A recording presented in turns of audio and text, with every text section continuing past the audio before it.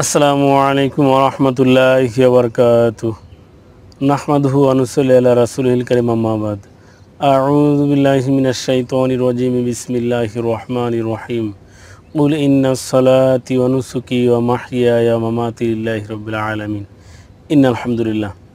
Dear friends, আশা করি প্রত্যেকেই ভালো আছেন। আলহামদুলিল্লাহ, আমিও ভালো আছি। বন্ধুরা, আজকে আমি আপনাদেরকে ভগন্দর নিয়ে আলোচনা করব। বন্ধুরা, যেটিকে মেডিকেল সায়েন্সে ফিস্টুলা বলা হয়। সাধারণত আমরা রোগের ইংরেজি নাম বা মেডিকেল সায়েন্সে যে টার্ম ব্যবহার করা হয় এগুলো আমরা চিনি জানি। সাধারণত বাংলা ভাষায় বা আয়ুর্বেদ শাস্ত্রে যে নামটা ব্যবহার করা হয় আমাদের বুঝতে কষ্ট হয়। তো বন্ধুরা, এই ভগন্দরই ফিস্টুলাই ভগন্দর। বন্ধুরা, সাধারণত পাইলস এবং ফিস্টুলাকে অনেক রোগী গুলিয়ে ফেলেন। ফিস্টুলা হলে অনেকে বলে থাকেন যে হাকিম সাহেব আমার পাইলস হয়েছে। অনেকের বা ফিস্টুলা হয়েছে বলে পাইলস হয়েছে তো বলে ফিস্টুলা হয়েছে। বন্ধুরা, পাইলস সম্পর্কে পূর্বে আমার অনেকগুলো ভিডিওতে আলোচনা করেছি। ভালোভাবে বুঝে নিন ফিস্টুলাটা কি, এর লক্ষণগুলো কি, আর আপনি কিভাবে বুঝবেন যে আপনার পাইলস হয়েছে না ফিস্টুলা হয়েছে। বন্ধুরা, প্রথম ফিস্টুলার কথাই ধরা যাক। বন্ধুরা, রেকটাম এক কথায় আমাদের পায়ুপথের শুরুতেই বা মলদ্বারের 2 ইঞ্চি জায়গা জুড়ে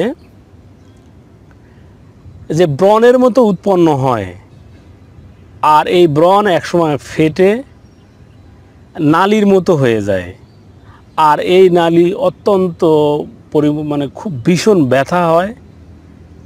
সেই সাথে এই নালী দিয়ে একটা সময় মলমূত্র থেকে শুরু করে বীর্য পর্যন্ত বের হয়। বন্ধুরা, এটি সাধারণত ফিস্টুলা। আর পাইলস যেটি রেকটামের মুখ, এক কথায় মলদ্বারের মুখ বা কোষ ফেটে গিয়ে কাঁঠালের মুচির মতো যে মাংসপিণ্ড বের হয়, এটি হচ্ছে পাইলস। তো বন্ধুরা, পাইলস নিয়ে আলোচনা করব না আজকে, জাস্ট পাইলস এবং ফিস্টুলাকে পৃথক করার জন্যই কথাটা বললাম। বন্ধুরা, এই ফিস্টুলা এতটাই কষ্টদায়ক এবং মারাত্মক যে এটির আরোগ্য না হলে বা এর ভালো চিকিৎসা না নিলে আজীবন ভীষণ কষ্ট করতে হয়। আর এরকম রোগী আপনার পরিবারেও থাকতে পারে, প্রতিবেশীদের মধ্যেও কারোর হতে পারে। তো সেক্ষেত্রে এর কিন্তু সুচিকিৎসা রয়েছে এবং ভেষজ দ্বারাই এর সুচিকিৎসা করানো সম্ভব। বন্ধুরা, লম্বা আলোচনা না করে সরাসরি আলোচনায় ফিরে আসি যে কোন ভেষজগুলো ব্যবহারের দ্বারা আপনি এই ভগন্দর বা ফিস্টুলা থেকে মুক্তি পাবেন। আর সেই ভেষজ হচ্ছে ত্রিফলা। বন্ধুরা, 3টি ভেষজের বা 3টি ফলের সমাহার হচ্ছে ত্রিফলা। বন্ধুরা, আপনারা জানেনই এই ত্রিফলাটা কি। তারপরে আবার বলছি, আমলকি, হরিতকি, বহেরা, এই 3টি ফলের সমাহারকে বলা হয় ত্রিফলা।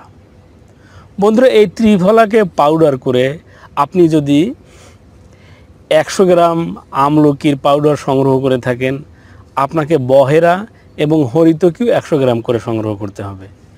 এই 3টির সমন্বয়ে মিক্সড করে আপনি সর্বোচ্চ 2 থেকে 3 চা চামচ পরিমাণ 1 গ্লাস পানিতে ভিজিয়ে রাখবেন।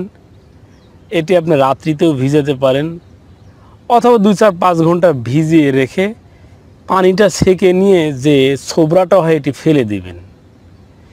এরপরে সেই কাত, বন্ধুরা এই পানিটাকেই বলা হয় কাত, এই পানিটা দ্বারা ওই জায়গাটা ধৌত করবেন। এক কথায় আপনি ভগন্দরের আপনার যে ব্রণের মতো উৎপন্ন হয়েছে, ফেটে গিয়েছে, নালী হয়ে গিয়েছে, এটি নিয়মিত কমসে কম 1 বার করে ধৌত করবেন। ইনশাল্লাহ খুব দ্রুতই এই ভগন্দর সেরে যাবে।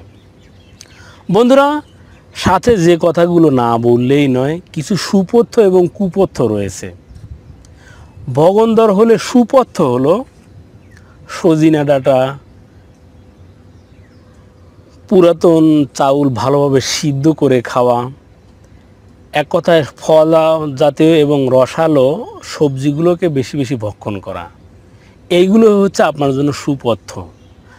আর কুপথ্য হচ্ছে নতুন চাল, অর্ধসিদ্ধ খাবার, গরুর গোশত, যে কোনো প্রকার ভাজা পোড়া আপনার এই ভগন্দরের জন্য খুবই কুপথ্য। আপনি সুপথ্য খাবারগুলো গ্রহণ করুন, সেই সাথে এই ত্রিফলার কাঠ ব্যবহার করুন।